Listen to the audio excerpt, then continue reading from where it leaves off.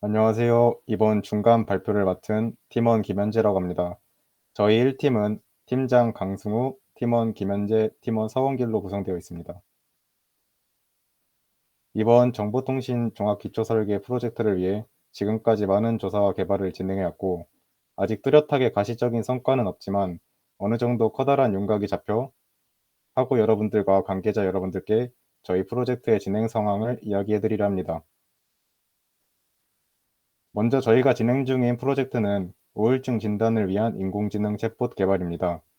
2020년대 대한민국의 우울증 환자 수는 약 90만 명으로 비율로 따지면 OECD의 1위를 달리고 있습니다. 뿐만 아니라 5년 사이에 30% 가까이 급증했으나 여전히 우울증 환자를 보는 사회의 시선은 곱지 않습니다. 우울증은 초기에 진단하는 것이 가장 중요하다고 합니다. 하지만 이런 터부시대는 한국 사회의 문화 덕분에 대다수의 사람이 자신의 상태를 정확하게 알지 못하거나 알아도 스스로 해결하려고 하는 경향을 보이고 있습니다. 실제 우울증 환자의 80%는 치료 시기를 놓쳐 더 큰 질환을 앓고 있다는 연구 결과도 발표되었습니다. 이런 상황에서 인공지능을 활용해 우울증을 조기에 진단하고 또 병원 방문 시 자료로 활용 가능하도록 우울증 진단을 위한 인공지능 챗봇을 개발하고자 하였습니다. 인공지능을 통한 인간의 진단을 향후 무궁무진한 발전 가능성을 지녀 이런 분야에 국한되지 않고 수많은 분야에서 사용될 것입니다. 챗봇이 본격적으로 필요한 이유는 앞서 말씀드렸다시피 한국 사회가 우울증 등 정신질환을 바라보는 시선이 곱지 않다는 점입니다. 챗봇은 직접적 병원 방문이 아니므로 사회의 시선을 거의 느끼지 않을 수 있습니다. 또 병원 자료와는 다르게 어디서나 챗봇과 대화를 통해 쉽게 진행이 가능합니다. 물론 이런 챗봇이 100% 환자의 현 상태를 파악할 수 있을 것이라는 건 불가능한 이야기겠지요. 그렇지만 환자가 자신의 상황을 어느 정도 인지하고 그를 통해 실제 병원 내방을 하여 전문가에게 보다 본격적인 상담과 치료를 받게 된다면 그 또한 이 프로그램의 목표를 어느 정도 달성하는 것입니다. 현재 챗봇 시장은 나날이 발전해 나가고 있습니다. IT나 금융, 여러 보험회사, 더 나아가 사회적인 기업들까지 수많은 방면에서 사용되고 있습니다. 이런 의료용 챗봇 분야 역시 마찬가지입니다. 챗봇은 연 평균 30% 이상의 성장률을 보이고 있고, 의료에서는 실제로 MRI 진단 분야에 도입되어 활약하고 있습니다. 이처럼 챗봇은 최근에 매우 활발히 연구되는 분야입니다. 그런 유사 연구에는 먼저 워봇이 있습니다. 워봇은 세계 최초의 텍스트 기반 3단형 AI로 여러 SNS를 통해 내담자와 대화를 진행하고 있습니다. 또 워봇은 대화를 통해 사용자의 부정적인 생각이나 우울감, 불안감 등의 기분 장애에 대해 파악할 수 있고, 더 나아가 간단한 일상 대화를 통해 기분을 추적하여 상담 치료에 직접적인 개입을 제공합니다. 실제 워봇은 사용자들에게 심리적 안정감을 주고 있는 것으로 보고되고 있습니다. 또 국내에는 외저 의료상담 챗봇이 있습니다. 외저는 정신분석용 챗봇은 아니지만 병원 내 전산 시스템을 연동하여 빠르게 진료와 입원 예약 업무 등을 처리할 수 있습니다. 또 내원하는 환자들의 문의사항을 정리 분석하여 질문과 답변 데이터를 학습시켜 빠르게 발전하고 있는 프로그램입니다. 이번 프로젝트에서 저희는 크게 4가지 기술을 사용해 볼 예정입니다. 먼저 LUIS를 활용한 자연어 처리입니다. 챗봇과의 소통에서 사용자의 대답을 이해하고 그 대답을 사용자의 진단 데이터에 반영하며 더 나아가 주어진 질문만 하는 것이 아니라 사용자와 원활한 소통을 위해서는 이런 자연어 처리가 필수적입니다. 두 번째로 AWS를 활용한 데이터베이스입니다. 인공지능 분야는 수많은 기저 데이터가 필요하다고 알려져 있습니다.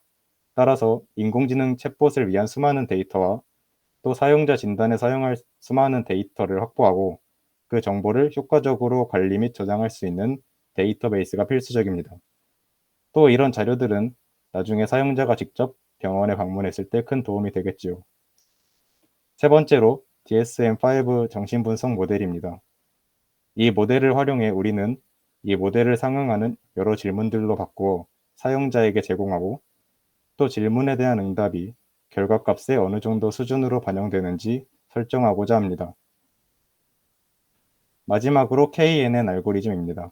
텐서플로를 활용한 이 알고리즘을 통해 챗봇은 사용자와의 소통 이후 그 정보를 활용해 사용자가 다른 우울증 환자들의 표본에 얼마나 가까이 접근하여 있는지를 파악하고 그에 따라 우울증 정도를 진단할 예정입니다.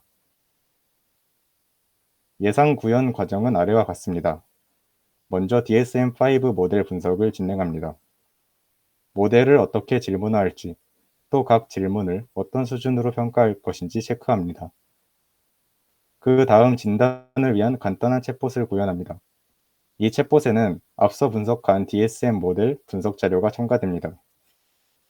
또 시스템이 원활히 작동하는지, 챗봇이 기대한 성능을 보이는지, 평가 시나리오가 예상대로 잘 구현되었는지 확인하는 시스템 평가 및 사용자 테스트 단계를 거칩니다.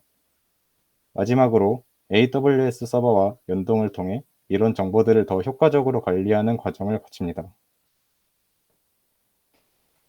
보고 계시는 표는 저희 팀의 프로젝트 일정입니다. 저번 발표 때와 큰 틀에서 변한 점은 없고 계획대로 잘 진행이 되고 있습니다. 만약 추가적인 큰 변동 사항이 있다면 다음 발표 때 반영해서 보고하도록 하겠습니다. 저희가 개발할 인공지능 챗봇은 3가지 정도의 기대 효과를 갖습니다. 하나, 진단 그 이상의 효과입니다. 세계보건기구에 따르면 3억 명의 사람들이 우울증에 시달리고 있으며 매년 80만 명의 사람들이 극단적인 선택을 한다고 합니다. 우울증은 초기 진단이 중요한 질환이므로 챗봇이 완벽한 진단을 실패하더라도 사용자로 하여금 자신의 현 상태에 대해 경각심을 갖거나 병원 방문으로 이끌어내는 것만으로 저희의 목표를 달성하는 순기능이 됩니다. 두 번째로 빠르고 프라이버시한 접근입니다. 직접 병원에 방문하지 않더라도 시간 등을 절약할 수 있고 주위 사람들의 시선을 피해 사적인 정보를 지킬 수 있습니다. 마지막으로 미국의 워봇은 말씀드렸다시피 진단에 그치지 않고 더 나아가 치료제로서 효능을 입증받기 위해 노력하고 있다고 합니다. 사용자와의 대화가 주 목적인 챗봇의 특성상 지금은 불가능하겠지만 가까운 미래에는 환자와의 유기적인 소통을 통해 환자의 상황을 보다 긍정적으로 변화시킬 수 있지 않을까 싶습니다. 저희가 개발하는 챗봇의 몇 가지 이슈와 해결책에 대해 생각해 보았습니다. 먼저 챗봇이 높은 신뢰도로 환자의 우울증을 진단하지 못하는 경우입니다. 대학병원에 보급하기 시작된 MRI 분석 인공지능과는 다르게 눈에 보이지 않는 것을 진단하다 보니 높은 신뢰도의 진단이 잘 이루어지지 않을 수 있습니다. 따라서 저희는 관련 함수를 만들어 확률에 따라 사용자의 상태를 표현하고자 합니다. 가령 당신은 우울증입니다 같은 상태가 아닌 우울증일 가능성이 80, 57, 21% 등입니다. 또 챗봇이 사용자의 대화를 이해하지 못하거나 원활한 소통이 불가능한 경우입니다. 사전에 학습된 내용으로 대화를 진행하는 챗봇은 스스로가 질문을 이해하지 못하는 경우가 발생할 수 있습니다. 최근에는 젊은 층을 중심으로 여러 비속어가 발달하고 있다 보니 더 그럴 가능성이 높아지겠지요. 따라서 챗봇 자체의 성능을 위해 수많은 데이터 확보가 중요하지만 저희의 기술로 불가능하다면 버튼이나 카드뷰 UI를 활용해 다양한 방법을 시도해 보려고 합니다. 이상으로 우울증 진단을 위한 인공지능 챗봇 1팀의 발표를 마치겠습니다.